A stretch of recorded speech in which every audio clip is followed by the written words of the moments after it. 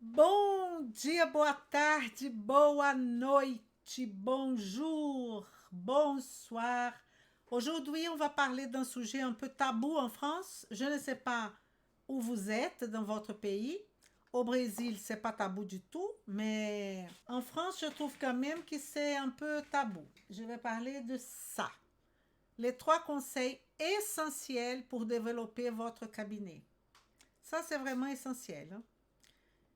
Une vision de transformation par le marketing avec éthique. Déjà, quand on dit ce nom marketing, les professionnels de santé ont une certaine difficulté d'accepter le mot marketing.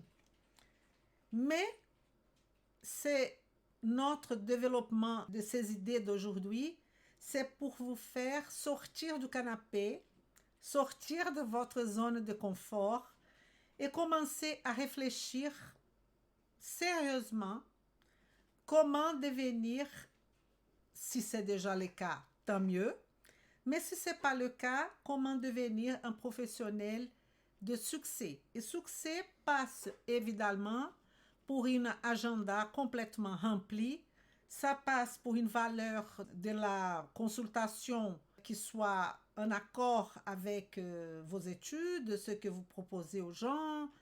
Tout ça, c'est très important.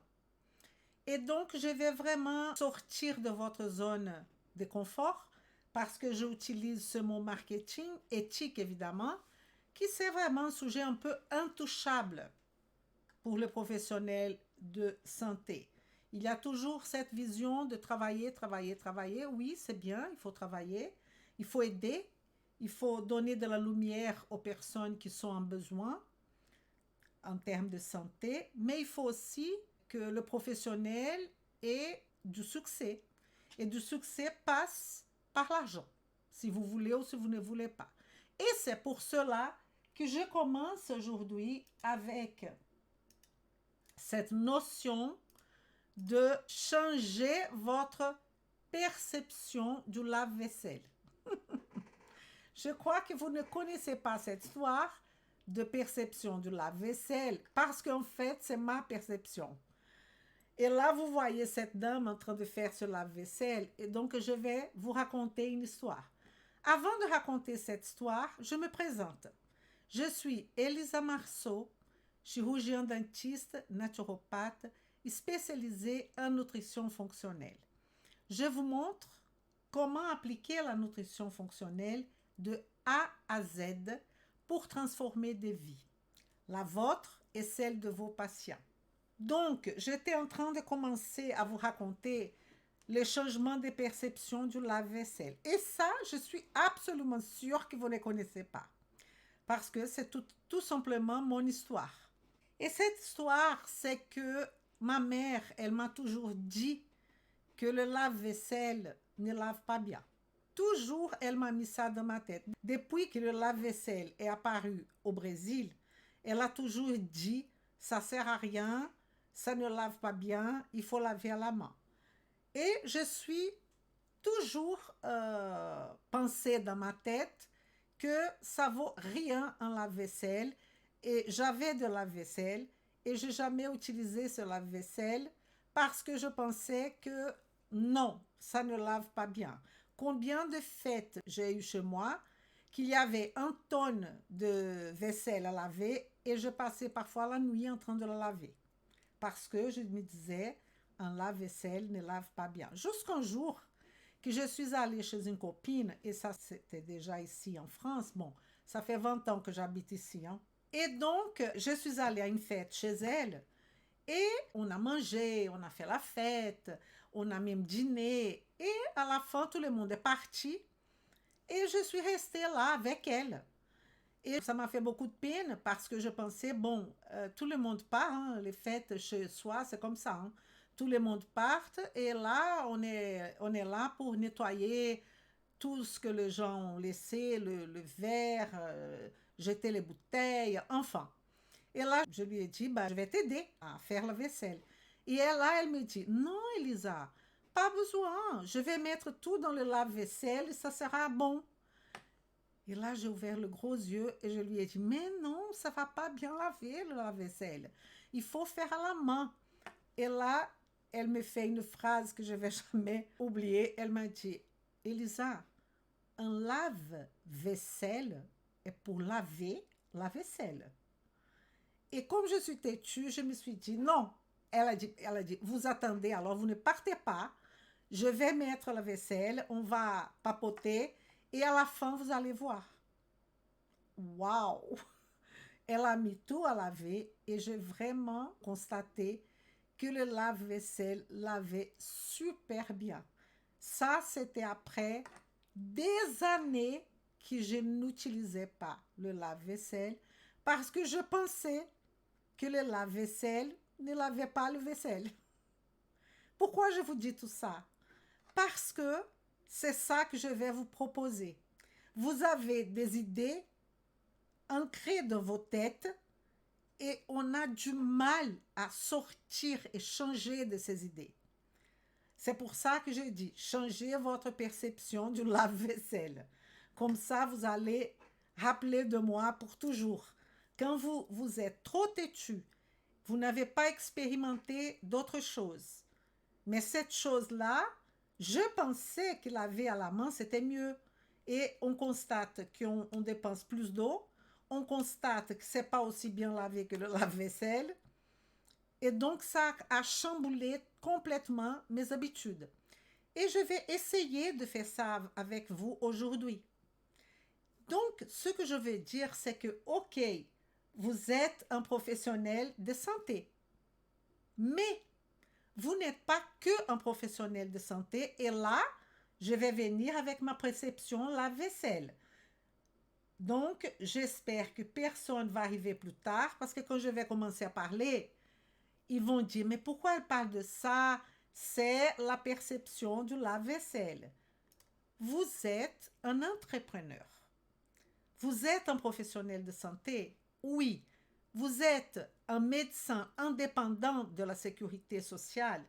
Vous êtes un dentiste? Vous êtes un coach? Vous êtes un professionnel qui vit de son travail? Vous n'avez pas un CDI, vous n'avez pas un CDD, vous n'avez pas ce type de travail. Alors, vous êtes un entrepreneur. Si vous voulez ou si vous ne voulez pas. Qu'est-ce que vous en pensez de cette idée? Parce que je veux que vous sortez de l'idée limitante, parce qu'on a tous le droit et même le devoir de bien gagner notre vie, mais il faut savoir comment faire. Et pour savoir comment faire, il faut penser et parler d'entrepreneuriat. Il faut comprendre que, OK, on veut que notre patient arrive, on veut le meilleur pour lui, mais à côté de ça, on est aussi des entrepreneurs. Je ne sais pas comment vous allez prendre cette idée et c'est pour cela que je donnais ma perception du lave-vaisselle. Essayez d'expérimenter ce que je vais vous dire aujourd'hui. Alors, qu'est-ce que ça veut dire, Elisa? Ça veut dire que vous êtes un entrepreneur et ça veut dire aussi que vous avez de clients, mais pas de clients qui c'est interdit de dire le nom patient. Vous avez, si vous êtes dentiste, vous avez des patients. Si vous êtes médecin, vous avez des patients. Si vous êtes des professionnels que vous avez le droit de dire patient, vous avez des patients. Mais ce n'est pas de ce patient que je parle là. Vous avez des patients qui sont vos clients. Vous avez des clients qui sont clients et vous avez des patients qui sont clients. Donc, à la place de dire client, on peut utiliser deux termes. Soit on utilise le mot avatar, qui c'est un mot du marketing, soit on utilise le mot persona. Persona ou avatar. Donc, conclusion, vous êtes un entrepreneur, vous avez un avatar ou vous avez des personas. Donc, pour comprendre, vous avez déjà compris que vous êtes entrepreneur, que vous avez des avatars et des personas. Pour cela, vous avez besoin de quelque chose pour arriver à votre succès professionnel. Parce que le succès professionnel est, à mon humble avis, est j'arrive à aider les personnes que j'ai proposé d'aider. et j'arrive à gagner et à vivre de cette activité-là. Ça, c'est un type de succès. Donc, pour avoir ce succès-là, qui c'est le minimum du minimum, vivre de son propre travail, vous avez besoin du marketing avec éthique. C'est pas le marketing pour le marketing. Parce que ce marketing-là, il est dans ce sens de marketing avec éthique, il y a aussi votre responsabilité d'informer la population, d'éduquer la population. Ça fait partie de ce marketing éthique. Même si cette personne ne vient pas chez vous. Vous voulez un exemple? Moi-même, il y en a parmi vous ceux qui ne sont pas mes élèves et qui peut-être ne seront jamais ou qui peut-être seront bientôt.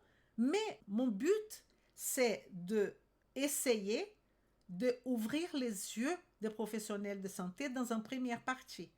Après, si je veux vivre de ma profession en tant que professeur et en tant que naturopathe, j'ai besoin du marketing avec éthique. Vous comprenez? Ce que je voudrais vous dire, c'est que pour faire cette marketing éthique, vous avez besoin de faire une analyse très vieillard, ça, hein? Mais je vais mettre cette analyse à nos jours, qui est l'analyse SWOT, que je vais vous montrer dans une seconde. Avant de parler de ça, je voudrais vous dire que, indépendant de votre âge, est-ce que vous avez 30 ans, 40 ans, 50 ans, 60 ans ou 70 ans ou 80 ans? Ça veut dire que la fille de 30 ans, comme la fille de 80 ans, elles sont vivantes. Elles sont là, elles m'écoutent. Ça veut dire qu'elles sont en train d'écrire l'histoire de leur vie. Vous êtes en train d'écrire l'histoire de votre vie. Je suis en train d'écrire l'histoire de ma vie. Et qui écrit cette histoire? Sommes-nous. Sommes-nous qui écrivons cette histoire. C'est pas le voisin, c'est pas le destin. Si vous décidez demain matin de sortir de votre travail, vous allez sortir de votre travail. Je vais dire, si vous voulez commencer une nouvelle étape, vous allez commencer une nouvelle étape. Donc, la seule chose que vous empêche, c'est votre perception de lave-vaisselle. C'est votre perception de lave-vaisselle. Vous êtes en train d'écrire l'histoire de votre vie. Ne laissez pas quelqu'un écrire pour vous. Ne laissez pas de pas écrire, de tout simplement n'avoir pas cette conscience que c'est vous les seuls responsables de ce que vous arrive. C'est pas votre famille, c'est pas votre copain, c'est pas votre mari, c'est pas votre femme, c'est vous. Parce que tout part de vous. Les actions vont partir de vous. Et donc, on va faire notre analyse SWOT. Mais déjà, dans cette analyse SWOT, je voudrais vous dire, ça c'est moi qui ai inventé, évidemment, c'est quelque chose de marketing normal. Donc, on a ici les forces que vous avez. Je parle de améliorer, d'ouvrir un cabinet, d'avoir plus de clients, d'avoir une agenda complètement remplie. Je parle de ça aujourd'hui spécifiquement. Donc, quelles sont vos forces pour ça? Quelles sont vos opportunités, quelles sont vos menaces et quelles sont vos faiblesses? Donc, cette analyse SWOT, elle divise des questions internes à vous et des questions de marché, les opportunités du marché, les menaces du marché. Je vais vous donner un exemple de menace de marché. C'est que moi, avant, je faisais toutes mes formations présentielles. J'ai fait toute la France, j'ai fait le Brésil, je voyageais partout. Une fois qu'à 2 ans en arrière, on a eu le Covid, ça c'était une menace du marché par rapport à mon travail. J'avais déjà commencé de donner des formations online. Donc, il fallait basculer ça. Donc, je ne savais pas qu'il y avait un virus, mais j'avais déjà commencé. Donc, j'ai bien analysé la menace du marché, pas parce qu'il y aurait un virus, mais parce que la tendance mondiale, c'est de arrêter tout ce qui est présentiel, formation présentielle. Pourquoi? Parce que la formation présentielle coûte un bras. Pour venir voir Elisa, il fallait que vous venez, vous prenez un avion, vous allez payer l'hôtel. C'est de courte durée. Elle n'est pas répétée cette formation. Donc aujourd'hui, il n'y a pas trop d'avantages à part que si vous considérez une formation comme un moment social, un moment que vous allez dîner avec les autres, que vous allez faire des échanges, pourquoi pas. Mais l'essentiel d'une formation, c'est d'avoir l'information et de l'appliquer. Et pour avoir cette information, vous n'avez pas besoin ni d'hôtel, ni de transport, ni de moi devant vous. Vous avez besoin de ce que vous êtes en train d'avoir là. Vous pouvez écouter 1000 fois si vous avez besoin et vous pouvez appliquer le lendemain. Et vous pouvez emmagasiner cette connaissance et l'appliquer. Et donc, une menace du marché est devenue pour moi une force. Vous comprenez? Ça peut devenir une force pour vous. Et dans ce sens-là, si on parle de cabinet, c'est exactement la même chose. Avant, on pensait, on distribuait des flyers. Si vous êtes de la génération flyer, vous arrêtez tout ça. Si vous êtes de la génération de faire un site internet et laisser un site internet là complètement arrêté, sans rien faire, les gens ne vont pas dans votre site internet. Pourquoi ils vont dans votre site internet? Il y a 1 million de sites internet de professionnels de santé. Pourquoi ils vont regarder le vôtre? Et quand ils regardent le vôtre, il y a plein de trucs écrits, plein de choses, et votre bien-être, votre je ne sais pas quoi. Les gens, ils cherchent solution. Ils ne cherchent pas de beaux mots. Et c'est ça que je vais vous montrer aujourd'hui. Restez là parce que c'est très important pour ceux qui ont besoin, soit, par exemple, j'ai une kinésithérapeute élève qui, elle a beaucoup de clients. Beaucoup, elle est kinésithérapeute. Et ça fait 30 ans en plus qu'elle est kinésithérapeute. Donc, elle a beaucoup de clients. Mais elle veut changer. Elle veut être maître de son travail. Et un kinésithérapeute, normalement, il suit ce que dit le médecin et elle veut créer son espace, qu'elle ne va pas suivre le médecin, elle peut continuer, il n'y a pas de problème, mais elle veut créer la kinésithérapie fonctionnelle où elle va travailler avec tous les nœuds du patient. Ça, c'est qu'un exemple. J'ai, par exemple, un coach sportif qui veut faire la même chose. Donc, il faut que vous arrêtez de penser que vous avez besoin parfois de toucher la personne. Ça n'empêche pas de faire un travail au-delà de toucher la personne. Un coach sportif, il n'a pas besoin de toucher une personne. Il peut faire tout ce cours par Internet, même si c'est un cours individualisé, même si c'est un cours live. Au moment du cours, la personne va rentrer dans l'Internet et il va donner son cours à elle. Lui, il ne bouge pas de chez lui et elle ne bouge pas de chez elle. Donc, ce garçon peut être au Brésil et moi ici. Et je fais ça. Aujourd'hui, j'ai trouvé cette solution. Donc, il y a plusieurs solutions. Arrêtez votre perception lave-vaisselle. Arrêtez de penser que c'est que des gens de votre village, de votre ville, de votre quartier et de mettre dans les boîtes aux lettres de papier. Arrêtez tout ça. Vous n'allez pas plus loin avec ça. Donc, qu'est-ce que ça pourrait être une opportunité? Une opportunité est la nutrition fonctionnelle.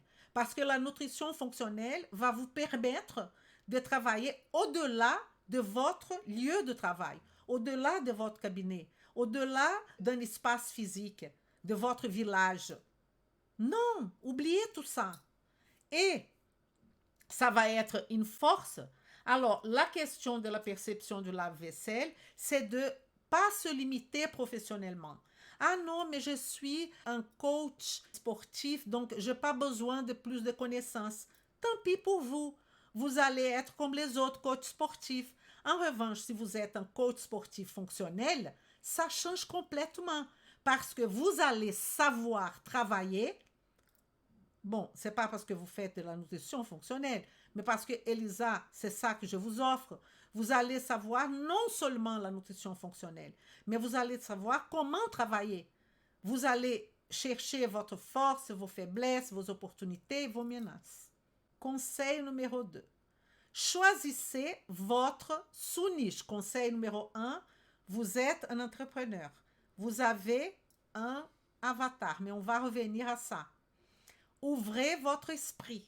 Regardez vos faiblesses, vos opportunités et le marché.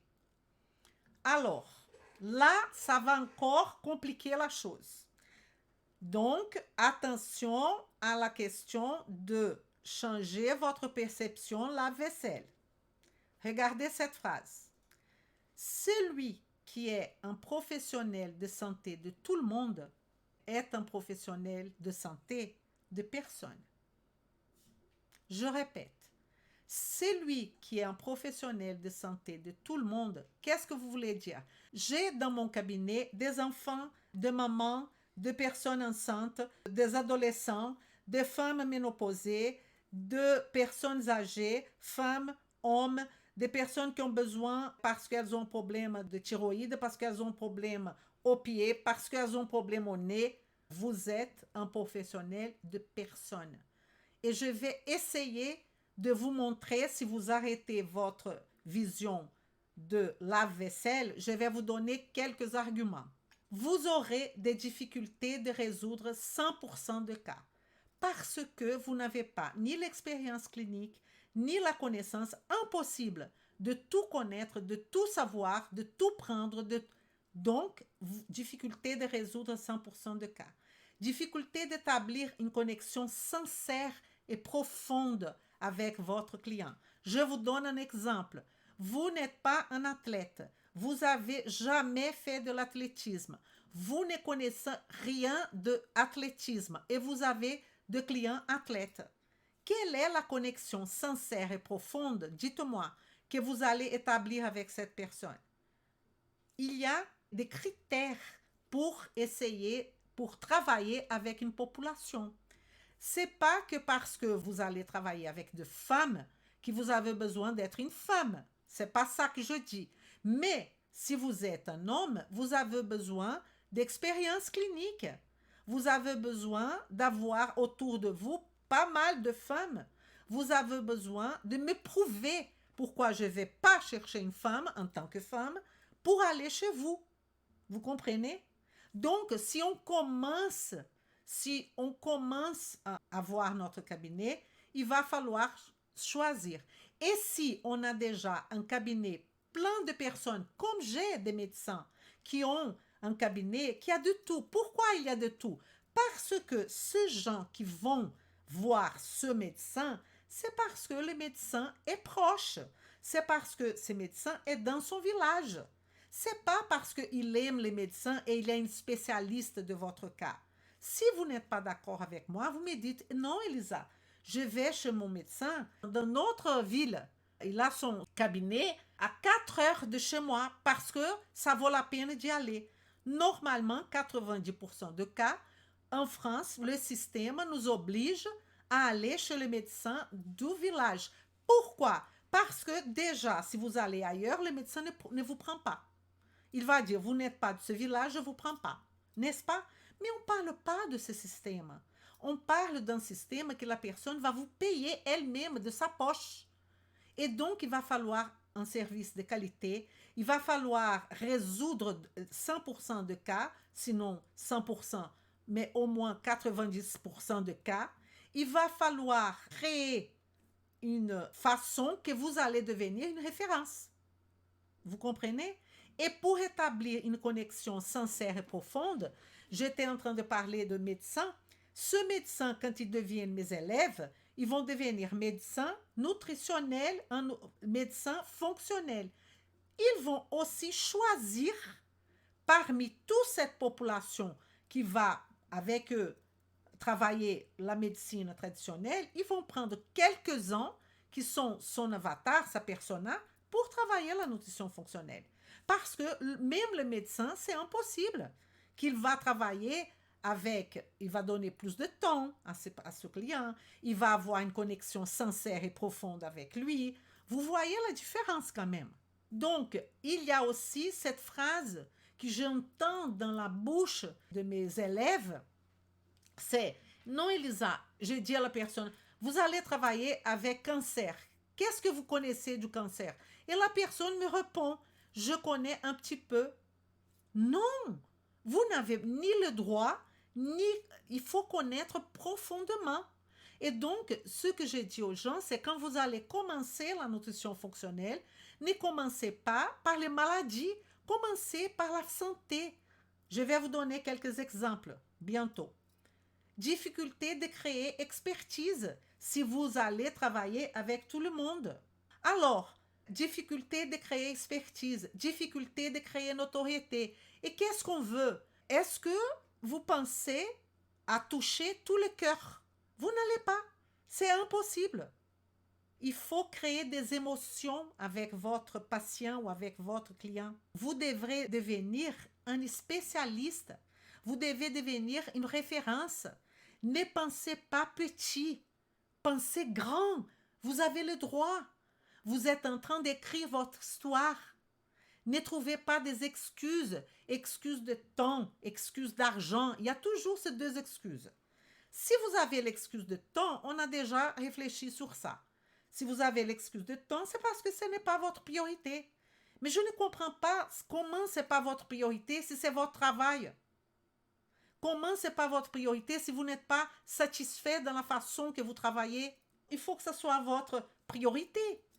Et la question de l'argent, c'est aussi une priorité. Excusez-moi, c'est aussi une priorité. Parce qu'on va réfléchir ensemble et sincèrement. On est là pour parler sincèrement. Si vous n'avez même pas l'argent pour payer une formation, c'est parce que la situation, elle est très grave. Elle est très grave. Vous allez rester dans ce cercle vicieux le reste de votre vie. Parce que pour sortir de là, il va falloir des stratégies concrètes pour y arriver. Je parle avec vous, professionnels de santé, et je connais profondément vos douleurs. Je passais par là. Je suis venue en France, j'avais zéro l'argent. Tout est une question de priorité. Quelle est votre priorité? Est-ce qu'il faut limiter la tranche d'âge? Je vais vous donner des exemples. Par exemple, travailler avec une fille de 18 ans, vous pensez que c'est la même chose de travailler avec une femme de mon âge, 60 ans? Comment vous allez devenir une experte de filles et en même temps une experte de moi? Moi, je ne vais pas chez vous parce que vous n'allez pas me convaincre. Il faut que vous passez votre temps professionnel, si vous voulez les femmes ménopausées, il faut que vous passez votre temps en train de me connaître. Connaître mes douleurs, connaître mes désirs, connaître pourquoi je suis là. On continue. Alors, choisissez votre sous-niche. Quelle est votre niche et votre sous-niche? Donc, si on peut prendre comme ça, parce que cette situation de niche sous-niche, comme nous sommes tous professionnels de santé, on va changer un peu la conception des niches et des sous-niches. Vem comigo, regardez. Qu'est-ce que c'est niche et sous-niche? Alors, on part du principe que notre niche est votre profession plus les mots fonctionnels, par exemple. Ça, c'est votre niche. Je suis naturopathe. Pour l'instant, vous n'êtes pas fonctionnel. Hein? Mais votre niche, alors, pour l'instant, c'est tout simplement naturopathe. Mais je vais vous donner mon exemple. Je suis naturopathe fonctionnel. Sous-niche, c'est un segment de marché. Sous-niche n'est pas une personne. Donc, moi, niche, c'est la naturopathie. Sous-niche, c'est un segment de marché auquel vous accordez plus d'attention. Plus, beaucoup, total d'attention. Une partie de la société que votre publicité doit atteindre. Donc, attention, on parle de marché. Donc, niche naturopathie, fonctionnelle, si c'est votre cas, c'est mon cas. Sous-niche, ménopause, c'est pas une personne. Végétarisme, c'est pas une personne. Hypertrophie, c'est pas une personne. Perte de poids, c'est pas une personne. Tout ça sont des sous-niches. Est-ce que c'est clair? Quand on est dans notre sous-niche, on est en train de parler de marché, pas de personne, pour l'instant. Alors, vous allez me demander, Elisa, quelle est l'importance de la sous-niche? Je vais vous dire quelle est l'importance de la sous-niche. Par exemple, je peux parler avec des femmes ménopausées, d'accord? Alors, vous pouvez me dire, Elisa, par exemple, si vous allez dans mon site internet, vous allez voir, et j'ai laissé comme ça, tout ce qu'il ne faut pas faire. C'est vieux, c'est vieillard, et je laisse ce site internet-là pour donner comme exemple de ne pas faire. Et là, aujourd'hui, avant, je travaillais avec femmes ménopausées. Mais comme je suis devenue très connue, aujourd'hui, je ouvre un peu mon expérience clinique à d'autres, aux hommes, etc. Mais à la base, pour faire mon ascension, c'était les femmes ménopausées. Pourquoi? Quelle est l'importance de la sous-niche pour vous que vous voulez devenir en termes de naturopathie ou en termes de votre profession fonctionnelle et avoir du succès? Vous parlez la langue de votre client. Quand vous avez une sous-niche, si vous êtes spécialisé en enfants, vous parlez la langue de parents des enfants. Là, vous avez deux avatars, les parents et l'enfant. Plus compliqué. Donc, si votre sous-niche est puériculture, votre langue du client, c'est la langue de parents, enfants. Vous connaissez tous les problèmes du client et comment les résoudre. Donner la solution la plus efficace. Pourquoi? Parce que vous avez investi tout votre temps pour cette puériculture, pour ce groupe de personnes, pour ce groupe d'avatars. Donc, vous avez besoin d'une sous-niche. Si je prends la ménopause, c'est pas une personne. Pré, je peux prendre pré parce qu'il y a un lien énorme de pré-ménopause et ménopause. Il faut que je connaisse les problèmes de mes femmes, de mes reines. Il faut savoir les résoudre, donner la solution, savoir leurs désirs, savoir leurs douleurs, le connaître en profondeur. On ne peut pas connaître petits enfants jusqu'à 80 ans. C'est pas possible. Vous n'êtes pas sérieux. Vous comprenez? Et ça va vous donner de la notoriété, de l'expertise. Vous allez devenir une référence dans votre domaine, le numéro 1. Et ne pensez pas petit. Numéro 1 en France, numéro 1 au monde. Parce qu'on travaille pour ça. Moi, je ne travaille pas pour devenir numéro 1 en nutrition fonctionnelle d'un Cahors. C'est pas possible. Et même pas en France, parce qu'aujourd'hui, j'ai des élèves au Japon et j'ai des clients, des patients partout. Alors, devenir une référence dans votre domaine. Votre publicité, ne pensez pas, ah, je ne fais pas de publicité, tant pis pour vous. Comment publicité, c'est faire que votre travail devienne public, que les personnes vont le connaître. Comment vous voulez dans ce monde? Donc, votre publicité sera parfaitement ciblée. Mais vous ne savez pas faire de la publicité parce que je vous regarde tout le temps. Je regarde vos Facebook. Médecins, ils disent, ah, je ne peux pas faire la pub. Faux, absolument faux. Parce que qu'est-ce qui vous empêche de donner de l'information scientifique au public? Personne. Personne. C'est pas faire la pub. Venez chez moi. Je suis excellente. J'habite à côté. Ça, c'est du blabla. Je veux quelle est votre proposition en termes d'éducation de la population. Comment vous voulez que les gens vont chez vous si vous n'avez rien donné à ce public? Est-ce que je vous donne des choses? Votre croissance professionnelle est plus rapide, plus accélérée. Vous comprenez? Et vous allez aussi réduire les frais de publicité. Si vous parlez avec tout le monde, c'est pas possible. Vous ne ciblez personne. Vous n'êtes spécialiste de rien du tout. Alors, si vous êtes un ostéopathe et vous êtes un ostéopathe fonctionnel, vous pouvez travailler avec les gens qui sont à côté de chez vous, la partie ostéopathique pure. Sinon, vous allez travailler l'ostéopathie fonctionnelle, qui c'est un autre regard. Tout dans ce pays, il faut passer par le médecin. Si le médecin font, donc, c'est bien. Si les médecins ne font pas, donc, c'est pas bien. Ça, c'est la vaisselle.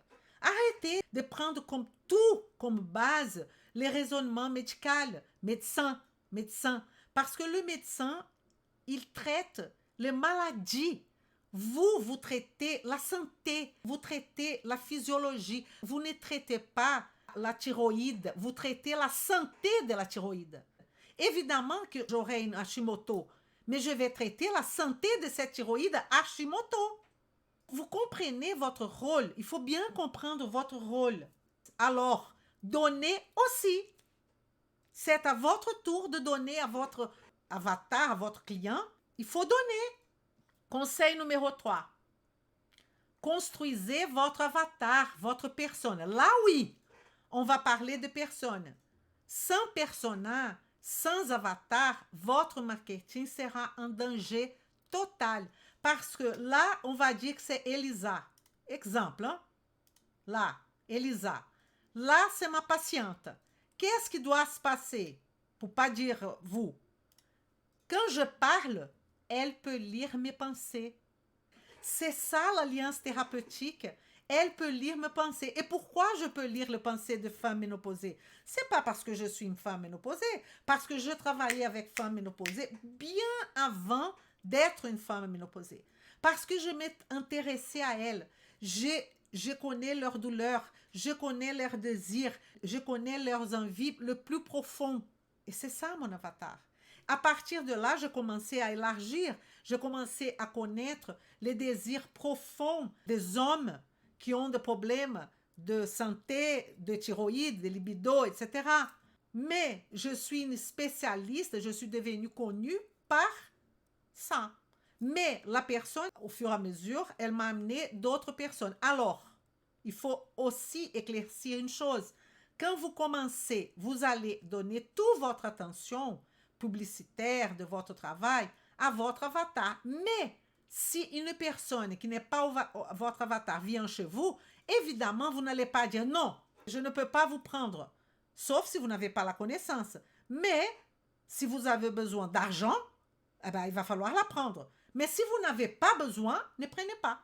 Comment prendre confiance en soi vis-à-vis de nos méthodes et du contact avec les patients quand on vient d'être diplômé et qu'on n'a pas encore d'expérience? Vous avez besoin, pour prendre confiance, vous avez besoin d'une stratégie de travail. Vous avez besoin de savoir, quand je vous faites votre questionnaire, qu'est-ce que vous faites avec ces informations?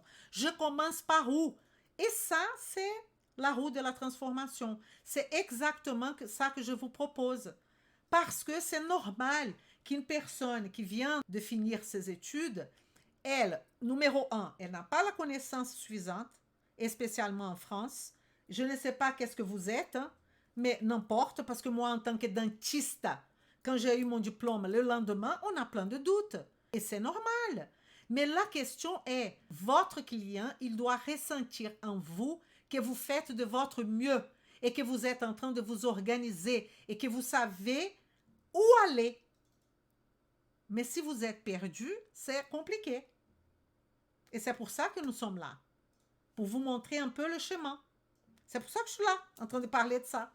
Au fur et à mesure qu'on donne, la personne commence à nous faire confiance parce qu'elle voit qu'on fait ça avec nos cœurs. Et là, elle va constater aussi si on a ou pas la connaissance. Vous faites ça avec moi, n'est-ce pas? Vous êtes toujours en train de m'évaluer. Elle connaît, elle ne connaît pas, elle est engagée, elle n'est pas engagée, je ressens la vérité en elle ou pas. Je vous donne le temps. C'est ça l'objectif. Donc, quand vous venez en tant que patient ou vous venez en tant que professionnel comme élève, vous venez avec votre cœur parce que vous savez qui je suis, quel est mon travail. Il est partout, je donne à tout le monde. Donc, la personne ou avatar, il va falloir connaître les douleurs de ce patient. Et là, vous mélangez parfois beaucoup de choses. Quand je parle de douleur, ce n'est pas que douleur physique, c'est les douleurs émotionnelles. Je vous donne un exemple. Les femmes ménopausées, douleurs émotionnelles. Les enfants sont partis. Elle se sent seule. Sa libido a diminué. Son mari est parti parfois ou il est décédé ou elle est divorcée. Il y a tout ça dans de douleurs d'une femme ménopausée. Elle a peur de devenir âgée. Quand elle sort dans la rue, elle voit que les hommes ne la regardent pas comme avant. C'est ça la douleur d'une femme ménopausée. Quelle est la douleur de votre avatar? Arrêtez de penser que de choses physiques. Ça ne les intéresse pas. Ça les intéresse de être les meilleurs. La vitalité positive, ça passe par la beauté, ça passe par l'esthétique, parce que je veux plaire malgré je suis une femme ménopausée, je veux plaire. Et pour plaire, Elisa doit régler son problème de thyroïde. Parce qu'avec son problème de thyroïde, elle est fatiguée. Qu'est-ce que vous faites? Vous dites, je vais régler votre problème de thyroïde. Mais ce n'est pas ça qu'elle veut. La femme ménopausée, ça c'est le moyen d'y arriver. Mais ce n'est pas ça qu'elle veut. Désir, qu'est-ce qu'elle veut le plus dans la vie? Ou qu'est-ce qu'il veut, cet avatar? Un athlète professionnel, il veut gagner la course. Il veut gagner. Ne parle pas d'autre chose. Il veut gagner la course. Pour gagner la course, il y a tout un cheminement à faire. Mais il veut gagner la course. Donc, je suis un professionnel de santé qui travaille avec vous, athlètes, mais pas tous les athlètes. Il travaille avec le judo, il travaille avec le professionnel du vélo. Évidemment que ça ne va pas marcher. Ça ne va pas marcher. Donc, j'ai fait que les athlètes, par exemple, les coureurs de vélo, je vous amène à la ligne d'arrivée en premier. Ah! Et là, vous allez me dire, mais Elisa, vous êtes capable de faire ça? Moi, Elisa, non. Parce que je ne connais pas les douleurs de ce cycliste, je ne connais pas leur désir, je ne sais même pas qu'est-ce qu'il faut faire. Donc, je ne vais pas m'aventurer dans cet engagement. C'est faux si je fais ça. Vous comprenez? Vous comprenez? Ah, mais Elisa, aujourd'hui, il n'y a pas une population que je pourrais dire que je suis capable. Bah, il va falloir vous investir. Il va falloir travailler, étudier, transformer. Peut-être vous n'êtes pas prête. Peut-être votre formation que vous avez faite, elle était complètement bourrée de lacunes. Je ne sais pas. Alors, quels sont les besoins de votre avatar? De quoi a-t-elle? D'un coup, je dis il, d'un coup, je dis elle. Parce que persona, c'est elle et avatar, c'est il. C'est la même chose. De quoi a-t-elle besoin pour atteindre l'objectif? Besoin. Quels sont ces besoins? Parce que le fait qu'une personne vient chez vous parce qu'elle a une douleur au genou, peut-être vous êtes chiropracteur, ostéopathe, coach sportif, je ne sais pas qui vous êtes, et la personne vient parce qu'elle a mal au genou. Je ne sais pas. Pour elle, elle a mal au genou. Mais le besoin qu'elle a, c'est de perdre du poids. Le besoin qu'elle a, c'est d'augmenter son activité physique pour résoudre le problème du genou. Mais ça, si vous annoncez ça dans votre publicité, elle ne viendra pas. Parce que pour elle, elle a un problème de genou que vous allez régler. Mais elle, dans sa tête, elle va mettre des obstacles. Elle ne veut pas faire d'activité physique. Elle ne veut pas parce qu'elle est dans la totale période de pré-contemplation. Elle ne sait pas qu'elle a besoin de ça. Et c'est à vous de faire ce travail. Au bon moment. Si vous avez conditions financières de ne pas prendre l'avatar, ne prenez pas. Si vous n'avez pas, prenez-le. C'est ça la conclusion. Parce que si vous prenez le non-avatar, c'est très difficile qu'il reste. Parce que vous ne connaissez pas ses douleurs, vous ne connaissez pas ses désirs, vous ne connaissez pas ses besoins. Vous comprenez? Et vous allez passer un temps fou en train d'étudier son cas et ça va vous dévier de votre avatar. Qu'il va falloir travailler. Il faut être obsédé par la résolution de problèmes de mon avatar. Obsédé.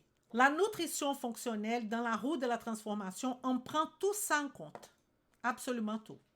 Les objections, ceux qui empêchent de changer. Les objections, c'est que nos patients, nos avatars, ils ont aussi des lave-vaisselle. Ils ont un cerveau lave-vaisselle. Ils ont des croyances limitantes. Et c'est à nous de connaître et de enlever toutes les objections. C'est ça votre travail. En fait, les objections, c'est qu'est-ce qui empêche votre avatar de changer. Et vous ne pouvez pas savoir tout ça de toute la population du monde entier. Et donc, vous êtes un professionnel de personne, un professionnel de santé de personne. Responsabiliser le client fait partie. Mais vous ne pouvez pas le responsabiliser avant de créer avec lui une alliance thérapeutique. Et vous n'allez pas créer cette alliance si vous ne savez pas ses douleurs physiques, émotionnelles, ses désirs, ses besoins et ses objections. Vous allez construire cette alliance au fur et à mesure. Il faut qu'il revienne à chaque fois. Et à chaque fois qu'un patient à moi revient, j'ai des patients qui m'accompagnent à plus de 10 ans. Et j'ai plus de place pour de nouveaux en ce moment. Vous voyez? Quelle est l'importance de choisir votre persona? Les avantages alors. Avec un persona ou un avatar bien détaillé, vous aurez plus de personnes avec le même problème qui cherchent des solutions similaires. Je vois mes élèves en train de passer 2 heures avec un client. Ce n'est pas possible. C'est contre-productif pour lui, pour vous. Vous perdez de l'argent. C'est pas possible. Et l'autre personne, elle ne peut pas supporter de rester 2 heures avec vous. Non, c'est parce que vous ne savez pas travailler. Vous n'avez pas une organisation. Et il y a aussi des professionnels qui, loin de son patient, ils passent de papier partout. Ils passent des heures et des heures en train de réfléchir quelle solution proposer. Quel est le problème de ce professionnel? Manque d'expérience, manque de connaissances, manque d'organisation, manque de stratégie. Soit 1, soit 2, soit 3, soit 4, soit tout ça. Mais vous avez un problème. OK? Vous allez aussi avoir plus de liens avec votre client. Évidemment, plus vous connaissez cette population, plus vous allez avoir une alliance, plus vous allez mettre votre pied dans leurs chaussures. Et vous allez comprendre la douleur, pourquoi ils sont là. Une plus grande appréciation de votre travail, car vous apportez des solutions. Ils ne cherchent pas, ok? Il y a l'empathie, ça c'est l'empathie de mettre dans la place de l'autre. Il y a tout un état de sympathie aussi, mais Elisa, elle est très sympathique, mais elle n'a pas résolu mon problème. Je m'en vais. Je m'en vais. Vous comprenez ça?